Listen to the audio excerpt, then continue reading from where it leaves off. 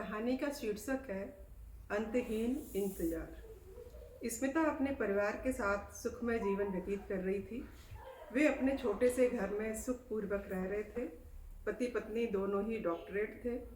दीपक inter college में प्रवक्ता के पद पर कार्यरत थे और स्मिता की शादी के बाद डिग्री कॉलेज में सिलेक्शन हो गया था, तो वो कॉलेज में असिस्टेंट प्रोफेसर के पद पर कार्यरत थी।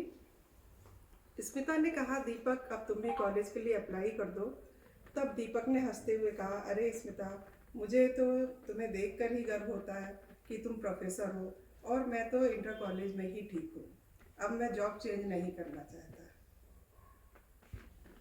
ले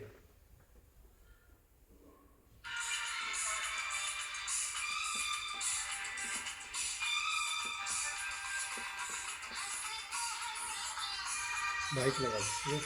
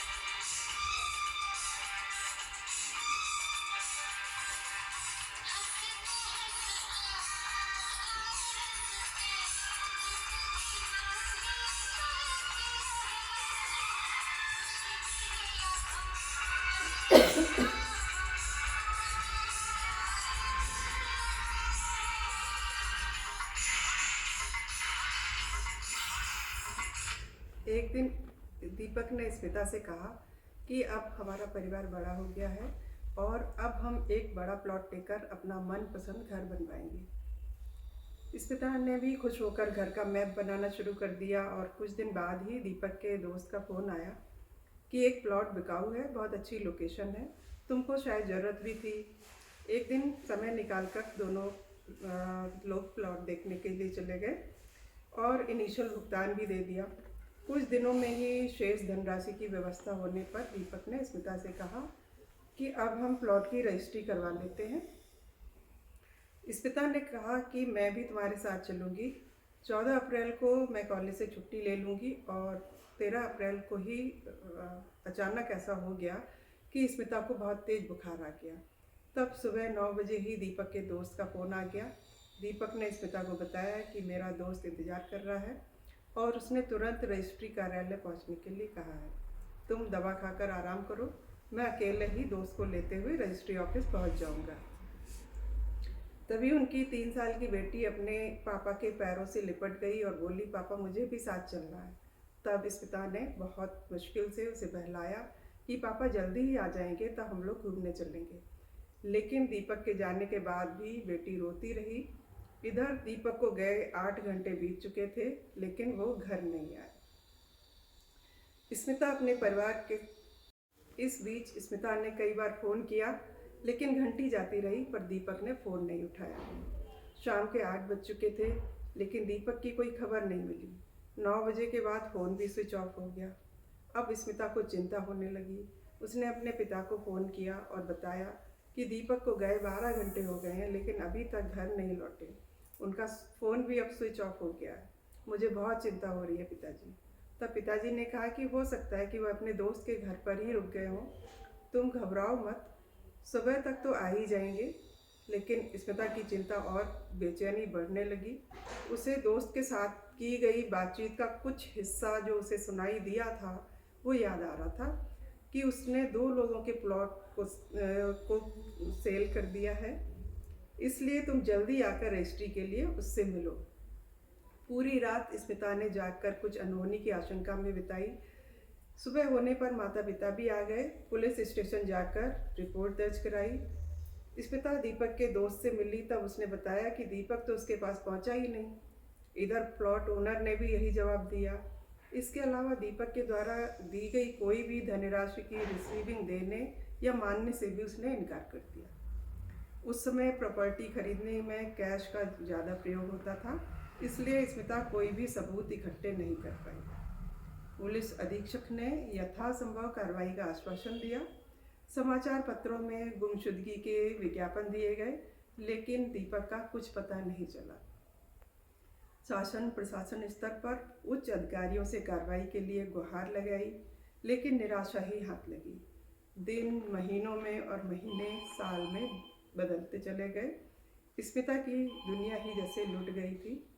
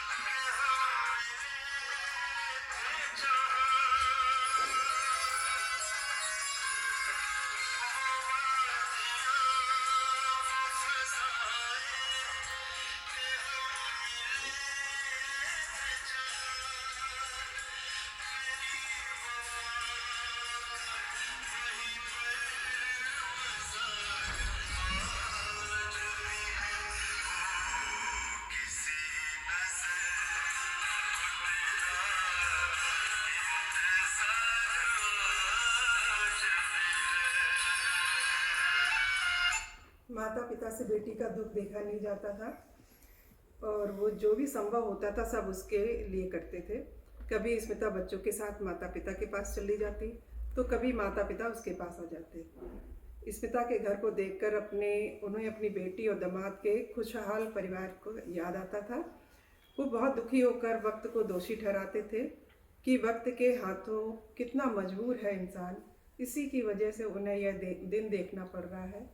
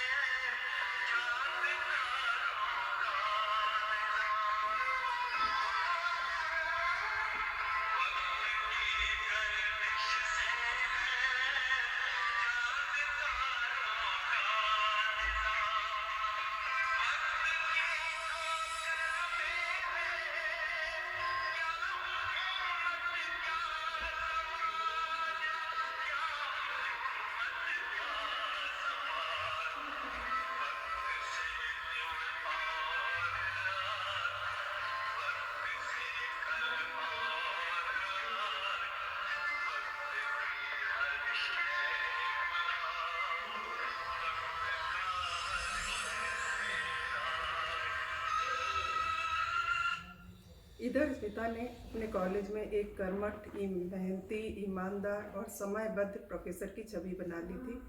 प्रिंसिपल भी उन पर भरोसा करती थी और लगभग हर कमेटी की अध्यक्ष स्मिता मैडम ही होती थी। स्मिता अपने काम से काम रखती, कभी किसी की बुराई या अपमान नहीं करती। परीक्षा कमेटी में की अध्यक्षता होने पर भी सभी की मजबूरियों को समझती और उसकी सुविधा और उपयुक्त समय के अनुसार ही उसको परीक्षा में ड्यूटी देती थी।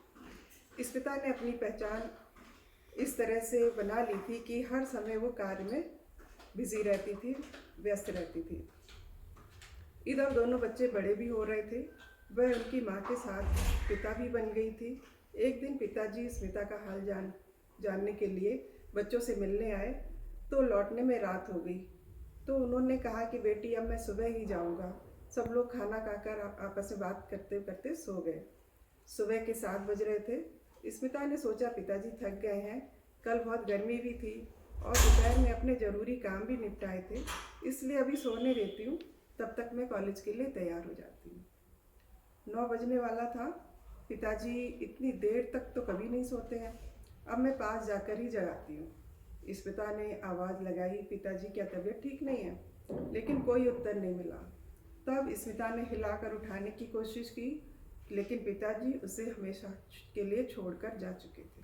सोते समय ही उनको हार्ट अटैक आ गया था। अब उसका मजबूत सहारा हमेशा के लिए छिन गया था। भाग्य के इस खेल ने स्मिता को बुरी तरह झकझोर कर रख दिया था।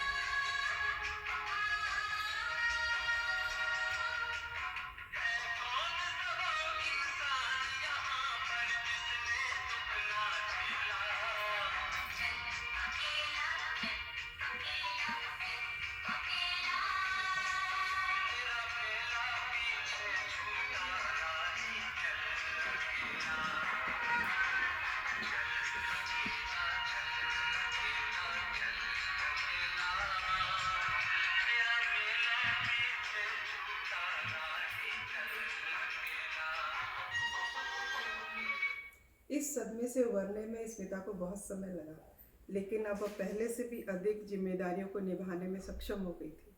बच्चे बड़े हो रहे थे। बेटा कंप्यूटर साइंस से बीटेक कर चुका था और मुंबई में उसे मल्टीनेशनल कंपनी से बहुत ही अच्छा पैकेज का ऑफर मिला था। स्मिता की बेटी भी कॉरपोरेट कंपनी में लॉ ऑफिसर बन गई। स्मिता बच्चों के कैरियर को लेकर निश्चिंत हो गई थी। समय तेजी से आगे बढ़ रहा था। स्मिता को प्रमोशन मिल गया और वह प्रिंसिपल बन गई। प्रिंसिपल होते हुए भी वही सरल स्वभाव बना रहा।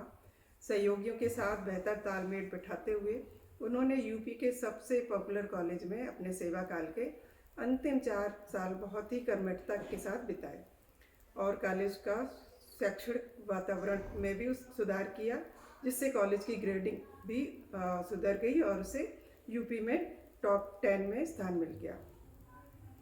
स्मिता को रिटायर हुए 1 साल हो गया है, लेकिन आज भी उसे दीपक का इंतज़ार है, क्योंकि जब उसने दीपक का मृत शरीर देखा ही नहीं तो उन्हें वो मृत कैसे मान ले।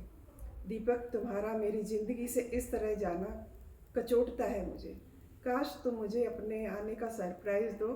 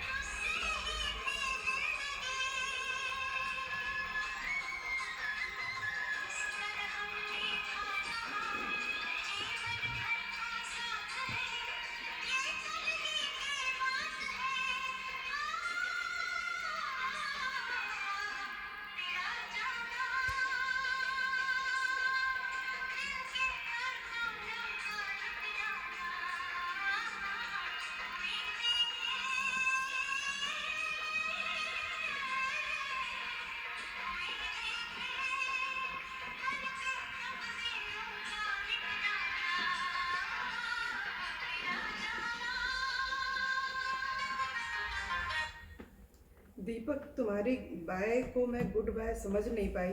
यह सोचते सोचते स्मिता की अश्रुधारा बहने लगी।